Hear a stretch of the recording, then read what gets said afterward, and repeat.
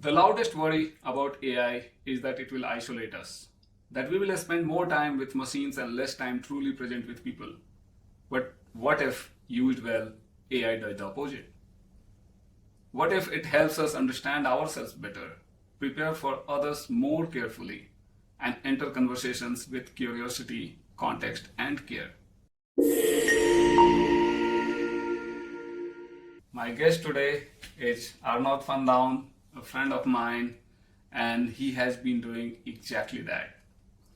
He is using it to be more present in the moment, more prepared for the people, and more honest with himself.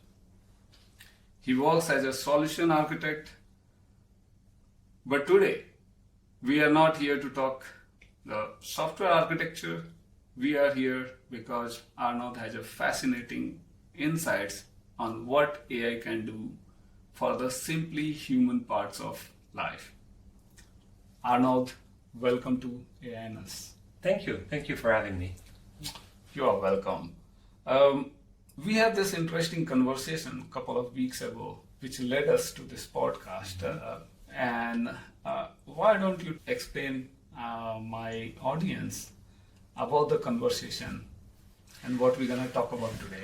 You were telling me a lot about your goals to help others use AI better. And I use AI to connect with others better. And with a similar goal in the end to help others as well. So that actually led us here to me thinking about, okay, how do I make that connection better with others? While when I connect with someone, I'm not looking at a screen full of AI. I'm looking in the eyes. Oh, that's wonderful. But a lot of time when I speak to people, they think of AI as productivity tool, but this is a bit different, right? What was that moment of realization for you? Actually, before preparing for this evening now, I didn't think I was using it differently. I thought I was using it for being more productive. But I'm actually using it to be a better person and better reflect, think, prepare, and make better stuff.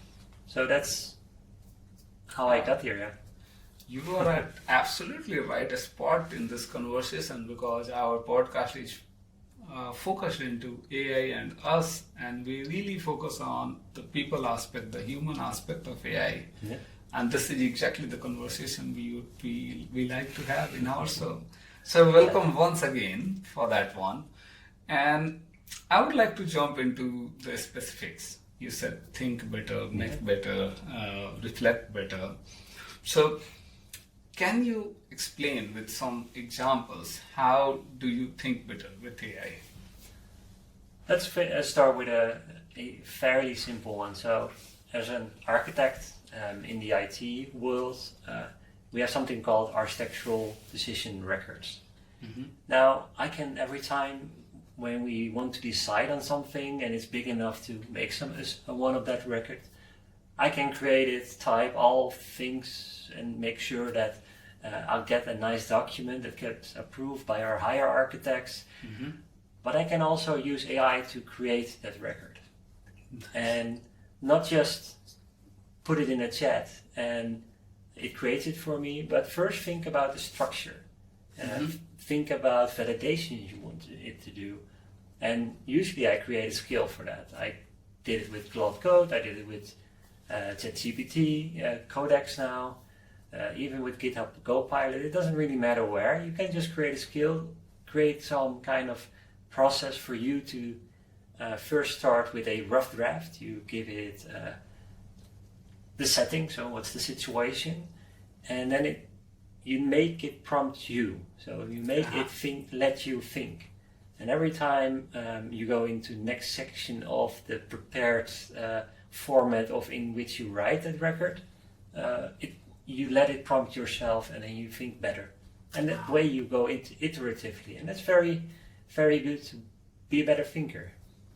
I see. So you go into the conversation and to flow a sparring mode kind of you enable and with each step and you develop it.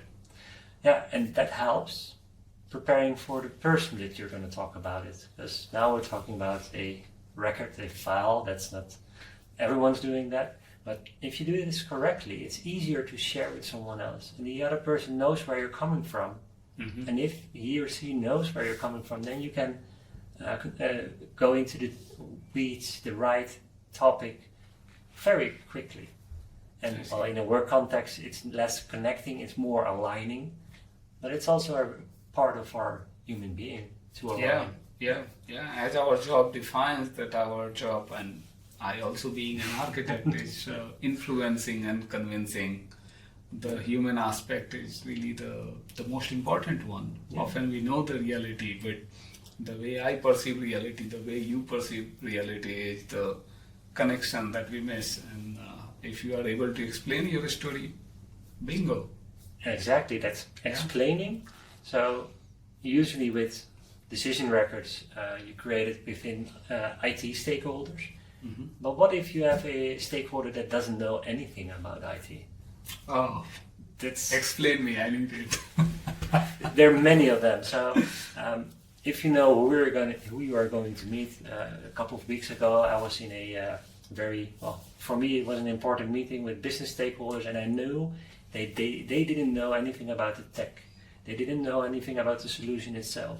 So I was looking for an analogy, a story to tell, and I just asked, in this case it was, I think, Copilot from Microsoft, okay, I have this situation, what analogy would you give? What would make sense in the context of their business? And it came up with, it came up with some nice examples. In the end, I created my own. Based on those examples, I still created something else, but it triggered me to think. So, yeah. And that's how you then better be able to transfer your story, your idea to others. Oh, that's nice. Do you ever think that with AI, it makes it so simple, so straightforward for you? Do you think that it takes away the friction, the necessary friction, right? Which is there in real environments? Yeah, it does take away the necessary friction to create quality goods. Mm-hmm. And it makes it actually harder to create something of quality. Because it's so easy to just prompt and get a response and say, oh, it came up with a decent response, I'll just use that, right? Yeah. But if you're the one that is stopping there and saying, okay, I got this response and it's okay, but I'm not quite getting it fully. I can't say they're my words. If you stop at that point and then you just iterate over it, either with the AI or yourself just writing and writing, then it becomes your story again. And then you are faster to that point and more easily than before. Mm-hmm. But that's what you're not seeing that much. You see it. People creating a lot of content. Yeah. And who really likes watching that content that's easily created? No one, right? No, and this is such a challenge also being in IT, and because that's the place where people are making use of creating content the most. Yeah. And we see content everywhere, and a lot of AI generated content. Now reviewing is becoming a big challenge. Yeah. And indeed, we need such approaches where people really be mindful of not just having the regular content, but having your own personalized, your view coming out of that story. Yeah. Right? Yeah. So, you mentioned in the beginning, AI helps you think better, make better, reflect better. Okay. So let's talk a bit on make better, because of course you think, but then you make things as well with the use of AI. Mm-hmm. What are the kind of content where you find AI doing a great job, and what are the content where you really feel like this is me, I will be doing it? It's the content that is set to change others' views. but not in a way that you would expect. Because basically, if you forget about AI a bit, the most important thing to change someone else's mind is to know what you want to tell first. You want to be able to know what you want to transfer as an idea, and you want to know what you want the other person to do differently. Mm-hmm. And that's the first step for me where AI comes in. So usually I have a rough idea. Oh, I like this subject. I like this thing I just heard about, and I just start drafting and putting things in a chat. And while chatting about a certain topic, a technical one lately, I was looking into on-prem software and sandboxing and making things secure, which I didn't know a lot about months ago, but now I do because I came in chatting. Mm-hmm. And at some point I knew why it's so important. When you know why something is important and you want to transfer it to others, then you go into a second stage. So you know what you want to achieve, but you don't know how. How, yeah. And to know how, you first have to know who you want to change. And then you can, again, use AI to better know either about the background of an individual. You can grab stuff from online, but just in general sense, what kind of work he does. If you look in software engineering, you can ask it about what is it about, what do they think about, what's their jargon. You can learn a bit about that. So that's how in the phases I make a presentation, or when I make something, I want to transfer knowledge. I think about what I want to achieve, to who I want to achieve, and then deep dive on the what. Okay, let's talk about reflect better. You mentioned reflection, and I know you personally that you have been very thorough in journaling from before as well with your second brain as obsidian. I'm very curious, how do you make use of AI for reflection, and why do you do that, and what benefits you get it? So I have an external brain, a second brain, and that's, regardless of using AI or not, that's a good thing. Yeah. Because I journal with it as well, so I can write down something I like or seen or something that's troubling me any time of the day with my phone or whenever. But now with AI attached, if I want it to be, I can also reflect on those journals I've created today, but also in the past. And I can better reflect on how am I, who am I, and even getting to know myself better that way. And what I did at the start of this year is, because I wasn't that really happy in the start of this year, I was really feeling uncomfortable in my body, too much snacking, I feel a bit too overweight, and it makes me very anxious as well in social conversations or settings. So I just thought, well, if I start that in a chat, talk about that, say to, in this case it was ChatGPT, I feel anxious when I talk to a person because I feel overweight and I think I'm not looking nice and they might make fun of me behind my back, and all those worries I just put down in the chat, and I asked it, how can I deal better with that? And one of the things we got to, because it was kind of a conversation, you go back and forth, and I noted that I journal almost daily, and I just started sharing some of those journals. So it asked me questions about, okay, how was that interaction with that person you just met? And were you that worried? And what happens when you're worried? And that made me think about why. And it made me ask the question, why? And do you really think that the other one is really thinking about the way you look? Usually other people are more concerned by themselves. So those were insights that I got back in those chat conversations I had day in, day out, for a couple of weeks.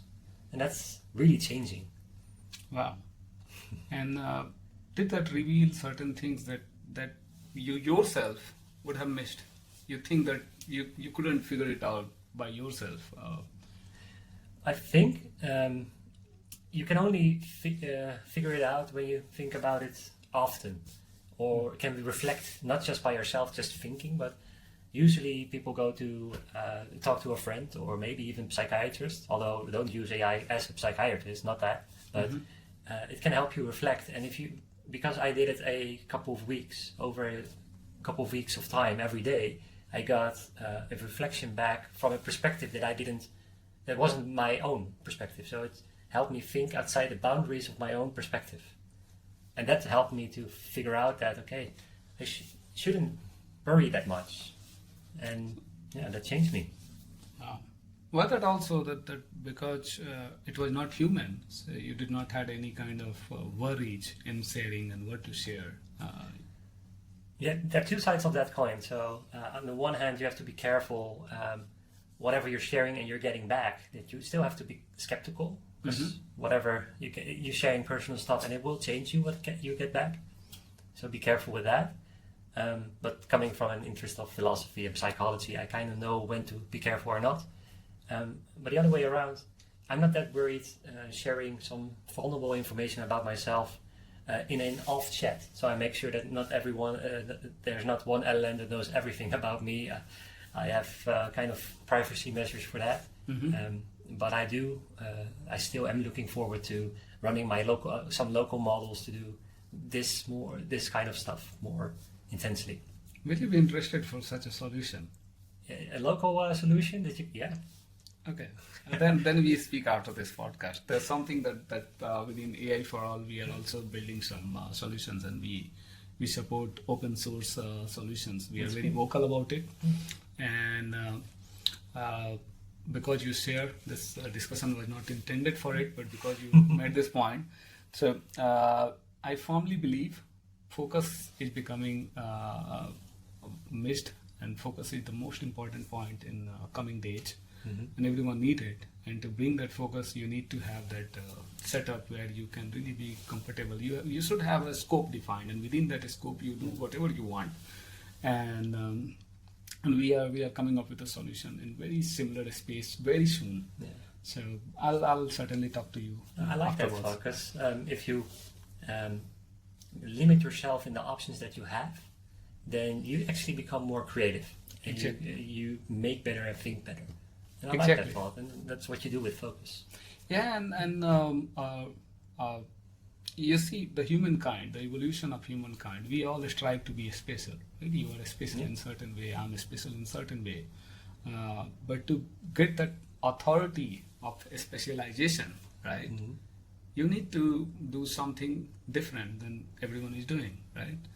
How do you carve out your speciality? And now we are talking about individual.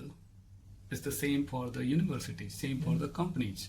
MIT, how is it different than Stanford? Yeah.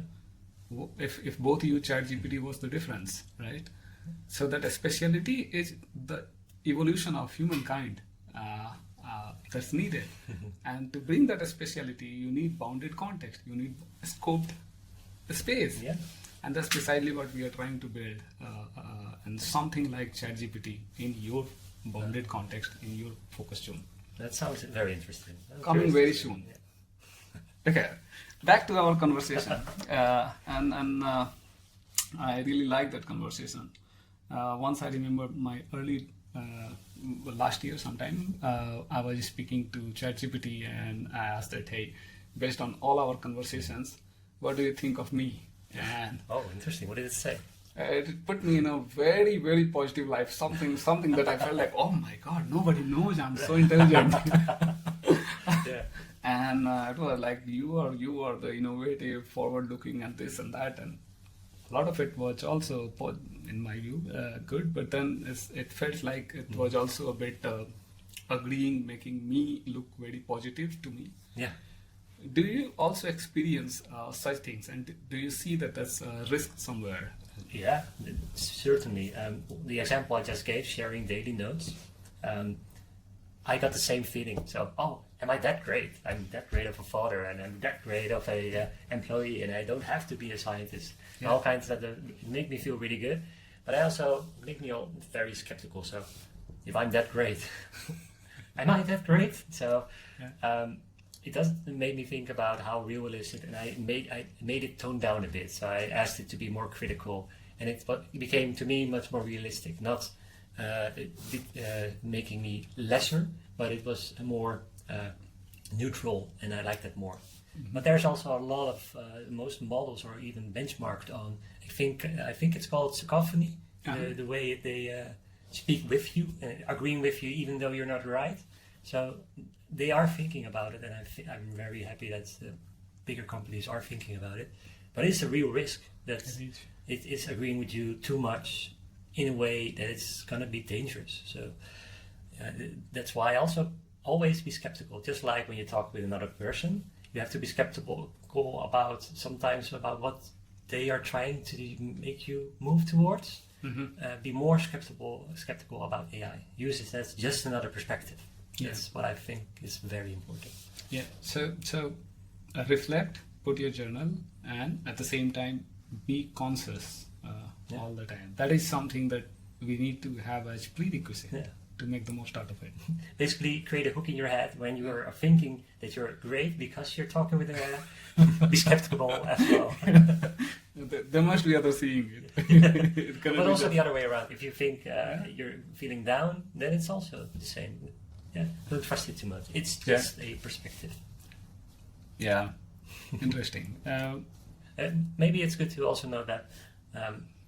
Also think about non-violent communication. It's a very interesting setup, but it helps you be more pleasant to yourself, having better conversations with yourself.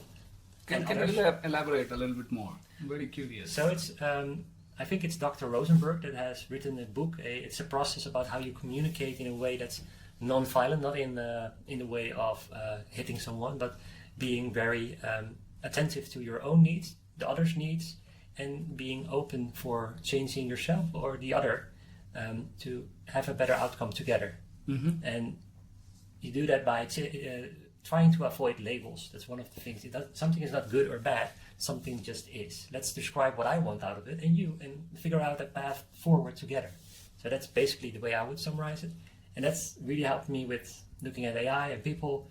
Okay, let's be neutral. Let's try it together and figure out what's the nice path forward for both of us. How do you define neutral?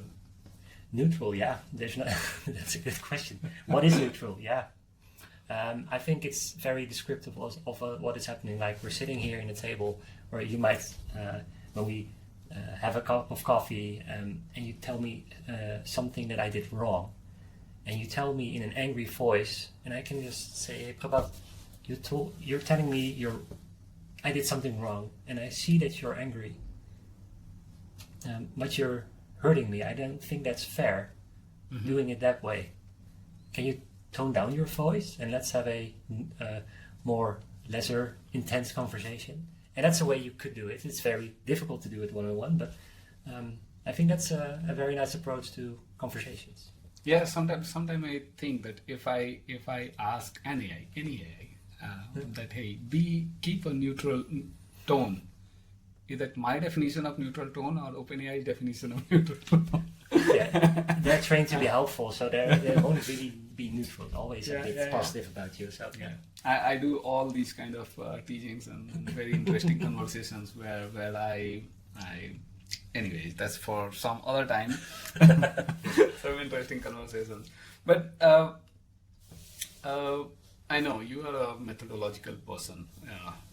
Before AI as well, you write journals, you capture your meeting notes all the time and use them. Okay, so the question is, where is the line between you reflecting with AI and at the point where you think that hey, I'm a lot reliant on it? And by the way, I do feel on certain things I feel like, oh, if I do not have access to AI because I'm extremely heavy user of AI, right? And often the time, sometimes for certain things that I feel that where is my AI? How do I do this? Yeah. But does it also come to you in reflection? And how do you feel about it? Becoming more dependent on AI, that I don't feel yet. At least I do notice that AI helps me cross over a boundary that I usually have. So when I have an idea and I don't know how to find the words, I can just put any draft in any chat and I get a better structure, and it triggers me to think better, and I get way faster, way further, way quicker. So it really helps me, and because that boundary is lower, I can also do more. So when I don't have access to that, it feels like I am less capable. I'm limited. I'm limited. Yeah. Yeah. But it's not. It's not. I'm depending on it, but I feel limited. I see. And there's another thing. You kind of become a bit addicted. Yeah. You use AI a lot, right? And I showed you my dashboard where I tracked all kinds of projects. I did for 1 month 8 hours a day, basically working with AI, aside from my job and my wife and my daughter, and it's kind of addictive. It is, and I can relate with it 100%. You know, for last year or so, my working hours have been 16 hours for sure and more, with work and then with the side hustles, all this, and when it's not there, I feel that I have limitations. Okay, okay. Let's jump to the understanding part. How do you make use of AI to understand others better? And did you do the same exercise for this conversation? For me, that's a good question. The first thing I asked in AI was, "What is AI in us? Where can I find a podcast? And what is behind it? And your initiative about AI Global and making it useful for everyone." So I liked what I was reading, and so that helped me prepare and knowing who's across from me, aside from just someone I've worked with. It was really nice, actually. yeah, that reminds me of something. We did some time back with Change the Leaders initiative. Yeah. That was at our workplace, right? And we learned about Lancioni pyramid and how to read people and understand your ecosystem. So is it in that model wherein you use AI now to understand people? Sometimes I actually prepared for a interview I did some time ago by asking if it could find information about the interviewers that I was going to sit with, and what kind of disc profile, what color they would be. And it came up with something based on their LinkedIn profile or something. And it was interesting to read, and it wasn't that far off. After having that interview, actually, I thought, well, yeah, that guy actually is kind of green or blue. And yeah, it wasn't that far off. Oh, okay. It was fun, yeah. Yeah, that's interesting. Okay, so it was helpful. It was helpful. There was another moment where it was really interesting to learn about how other people communicate, aside from I do. Because usually during a meeting, I was sometimes you chat with one participant of that same meeting when it's online, right? Mm-hmm. And I asked one of the people of that bigger meeting I knew, and it was a content question about some of the subject matter. But he responded in a way that he said, "Oh yeah, I know that guy really well. I've worked with him before." And I was like, "Well, I asked a content question. What is this response?"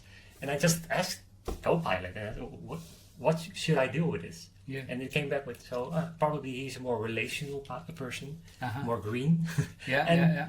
That got me, oh wait, he's not talking about content. He's talking about the relationship and the people. And that gave me an insight, oh yeah, I do communicate more on the content than the relation. So yeah, that really made me more appreciative of him and of also how others communicate. Yeah. That's actually the most challenging job, right? Mm-hmm. Understanding people and connecting with them. And if AI is able to help you, it's awesome, isn't it? Great. Some people worry AI makes them less curious about others. Mm-hmm. Why has your experience been different? I can really imagine, because I do experience a little bit of that, and that's all in you prompting and getting a response, and then accepting it without thinking critically about it. Sometimes you're just tired, you just want an answer, and you're gonna use it. But as long as every response you keep thinking for yourself and not just blindly copy pasting, I'm not worried that it will make you less curious. Actually, then I'm experiencing the opposite. Whenever I ask a question about whatever topic, it comes back at me with a lot of new information, and then I want to know more. What's that about? What's that? How does that work? And how does it compare with something else I know? That's those moments happen to me way more. But it basically, now I think about it, if I'm tired and I'm chatting, yeah, it's just tired copy pasting, and I might use it for any documentation I need to do. But if I'm awake and not that tired, have energy, then I don't get less curious, I get more, because it gives me more. So now that we are talking about understanding people, understanding the context, then can you share one example where you used AI to know the context beforehand and you went into a conversation and that made a difference? Now, maybe it's interesting to know that I'm switching to a different department where I'm working. So also a new team, new subjects. And I just got in a meeting invite with the header S8K S sandboxing. I kind of know some of it, but if I relate it to the subject matter of the team, I didn't know yet. So I just started asking, what is sandboxing in this context for that subject? And it gave me a refreshing way of looking at the whole. So during the meeting, I was actually easily be able to follow what they were talking about. I didn't have to contribute, it was nice as well, but I could at least follow them, although it was the first meeting I had with the whole team. So I never experienced that with any onboarding in my life before. Yeah, so that's very that's helpful. indeed. So I gonna steal that approach. Do that. I'm not changing now, so if my manager is watching. But anyways, let's talk a little bit about using AI for hard conversations. If you ever did, Cam. I hear from people that they make use of AI for role play. Do you also do that? And is it helpful? Yeah. A very specific example is where I was interviewing for a position. There was a different one that I spoke of earlier. And I knew one of the interviewers was, I found them very egocentric. And I just described it, how could I best respond to a question from a person that comes across as, well, egocentric, but I was more specific on what did he actually say that bothered me in the previous conversations. And based on that, I got to know a tendency I have that I didn't know that much, because I had a tendency to play myself down aside, in respect to the other. So like I'm lesser than the other because I want the other to speak. And that's your natural preference. That's my natural preference. But for that interviewer, that's actually it's not helpful at all. It's actually going to destroy my odds at getting that job. So that was an insight that was not just interesting for that interview, but it was also interesting for me as a person. Oh wait, there are people that don't like to talk with people that try to be more helpful. They like people to come across as very strong and demanding, and well, I'm not that, but I can act it sometimes when it's needed. And this pattern you revealed because you did role play with AI, and I asked it to, what would you ask? Give me some questions, and I did even the voice chat. I got that question, responded, and then you get, that was a really good response, but you can just tweak it here and there, and that's really interesting. Yeah. Oh, that's nice. So basically, it also helped you figure out a kind of blind spot that you otherwise miss because of your natural preference. Okay. But I have to say, in everything I do, I try to be as factual and specific as I can, because not just with AI, but with people as well. I think it helps you more, because the more factual and detailed you can be about the situation, the more neutral response you get, more helpful it will be. That's my experience, at least. When you speak to AI for your understanding the context, where is the line between preparation versus manipulation? How do you say that now it's manipulating me, now it's making me look like that I'm the big boss? I think it's in the eye of the beholder. So I can use ChatGPT to really get someone else, his point of view, to understand it and think about hooks to let them see the way I want them to see and do what I want. Or I can help it to better understand the other person, try to get my point of view across, and then still be open to change my own perspective. as long as you're still open to listen, to change your perspective and actually listen to the other person, to me that's not manipulation. That's, to me, if you have strong opinions loosely held, that's a very nice way of looking at it. And you claim that something is true, but someone gives you a new perspective, and then you all of a sudden think about it and say, oh, that's a new light. Mm-hmm. In this case, what I think might not be suitable. And if you can approach it like that, I don't believe you're manipulating. I believe that you're trying to do your best. It's good. It's good to hear. It could still be that your understanding, you think that you are not manipulated, but you might have been manipulated. That will always be the case. Yeah. Okay. Let's. In what way do you mean it? Being manipulated by the AI? Yeah. Sometimes getting influenced or being manipulated by our understanding has limitations, right? We see things based on what's there in our head, what is our way of seeing things. That's a very So if you ask the question, can AI manipulate us? Yes, most definitely it probably can. Yeah. And that's what worries me as well.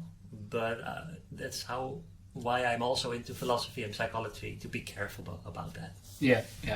I mean, I can tell you one example where, and I need to mask it a little bit, exact topic. But let's say if I ask that they give me a perspective on this geopolitical event, okay, and when AI responds that this is in the public domain, this is how sequencing of event happened, and then I say that now this seems a bit biased. Okay, I often do that. This conversation is very regular for me. Okay, so you are not bringing European perspective, just then something like, and then I said that, and all the references that you gave is for New York Times and Washington Times. That's not the whole world, right? You need to give other narrative as well. Yeah. Then it said that, oh yes, I will make it global perspective, and then it said that based on this newspaper, based on that one. And then I said that when I asked you first time the question, that time you did not say based on this, based on that. That time you said answer as if that is the fact. Yeah.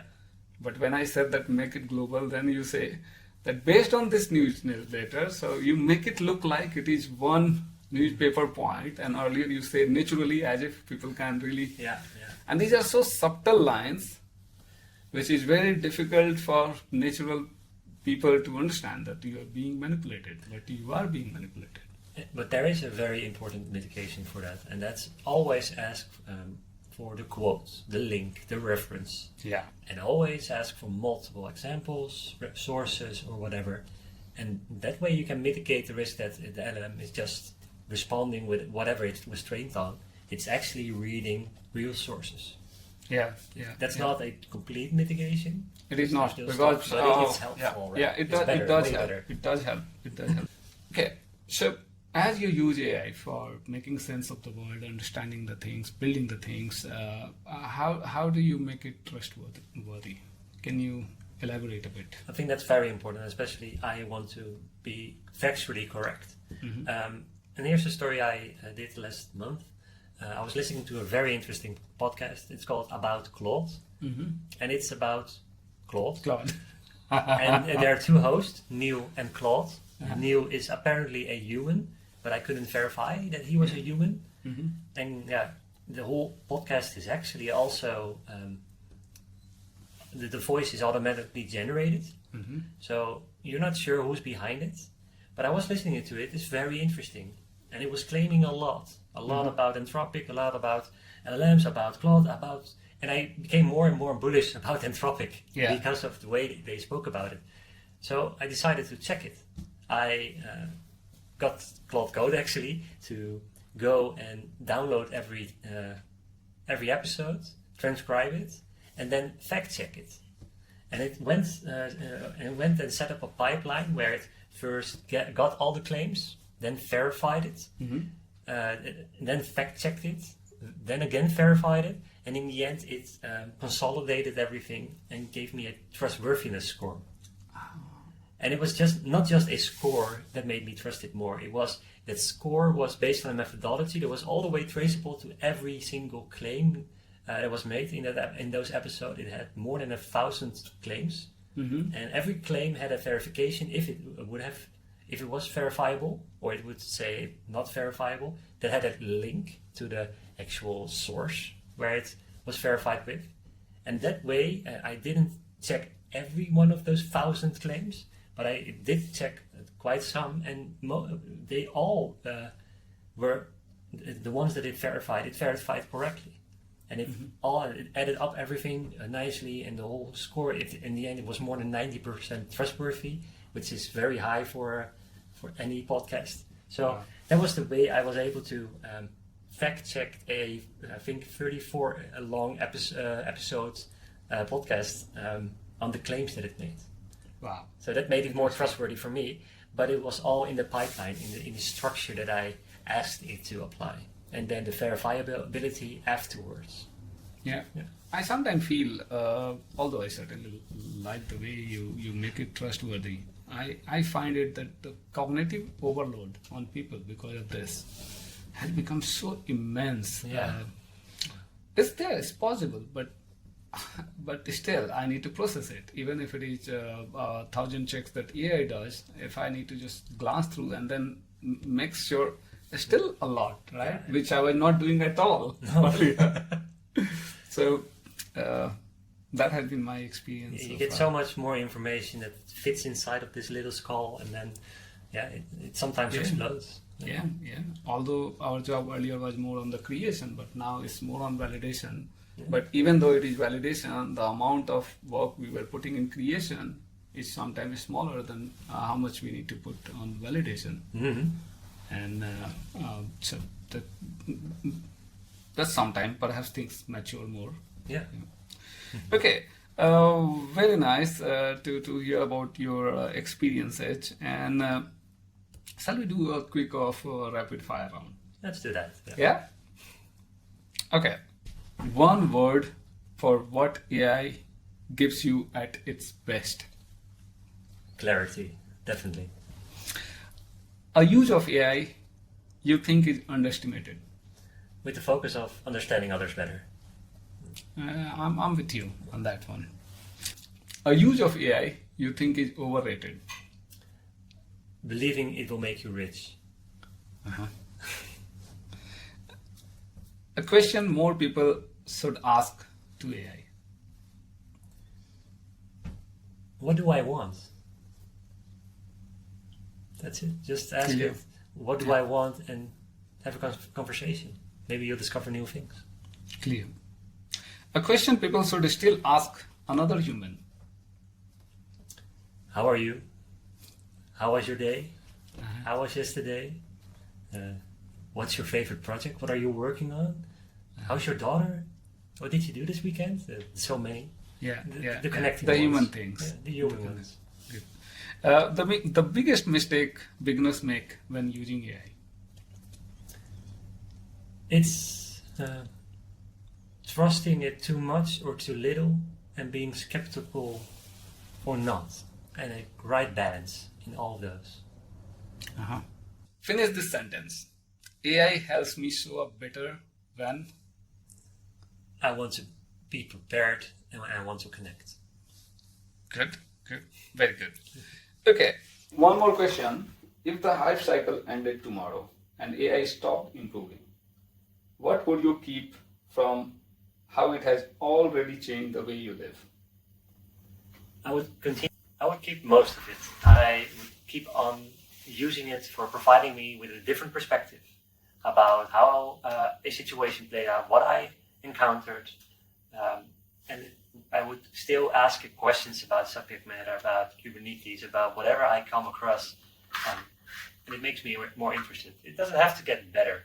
Models doesn't have to get better for me anymore, for this way of using it.